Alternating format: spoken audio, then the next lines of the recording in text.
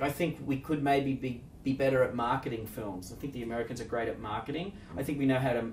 I think we need to maybe learn how to market films better, and we also need to allow variety. Like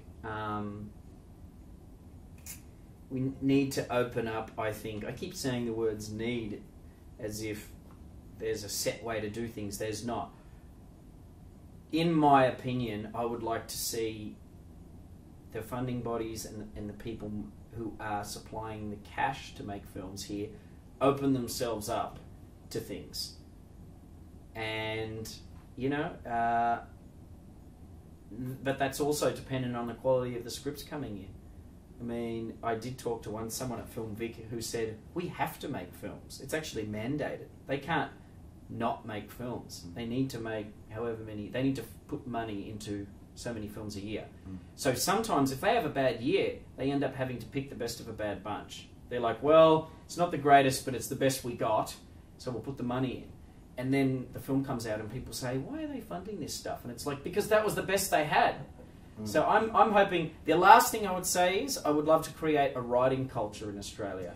I feel like most people who write a film script in Australia are planning to direct it because, again, because of our small population, if someone's taken the time to write something, they want to make it. The chances of someone being able to do both jobs well are so small.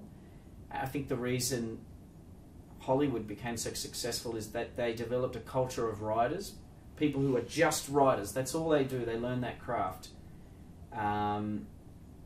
And if we could do that and have a bunch of dedicated writers, which we do have some fantastic writers, a lot of them are working in television because that's really the only way to make a living.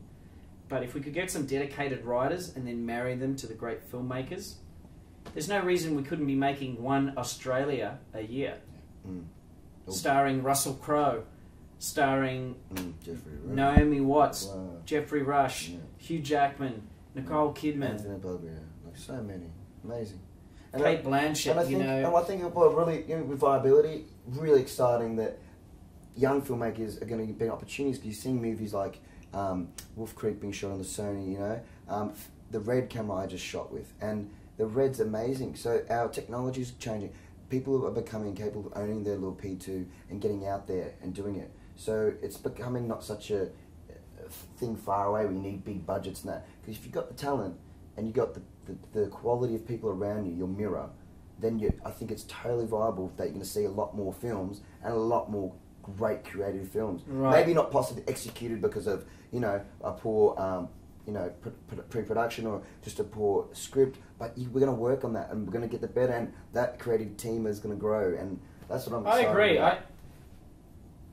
Media's changing. I love the fact that technology is getting smaller and it's getting more accessible. There's a great quote from Francis Ford Coppola where he said he loves the fact that people can make films with a video camera and a computer now, and he said, hopefully one day it'll get to the point where a fat girl from Ohio will make the greatest masterpiece ever made.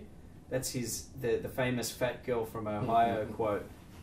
But it's a good analogy for the accessibility of filmmaking, and who knows, if we really reduce it down, you might just get the fat kid from Wangaratta who shoots the greatest masterpiece ever made on his DV camera and cuts it on his Mac. And then sticks it on YouTube or something. So that reduction's good. That'll help. Funnily enough, that reduction will probably help open it up. But I mean, yeah, there's no answers.